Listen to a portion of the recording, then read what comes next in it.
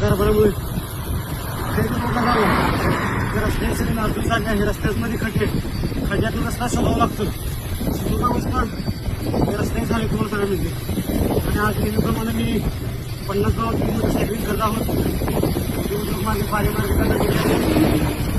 वाटत झालं आहे.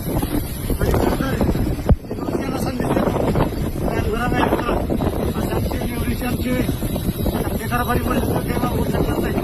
असे राजजवळ आणि आमचे पूर्ण कारभारी संघांजवळ हे भेट झाली. तर सर्वांना मी सांगू इच्छितो रोज असाच व्यायाम करा. फक्त गाडीवरून नको सायकलिंग करत जावा किंवा रनिंग करा चाला, पण थोडी नाही थोडी स्वतःसाठी ऍक्टिव्हिटी करा. 24 तास आपल्या 24 तासात ते 2 तास तरी आपण स्वतःसाठी दिवे असं मला वाटतंय. कारण का आपण जर स्वतःला वेळ दिला तरच वेळेनंतर आपल्याला वेळ देईल.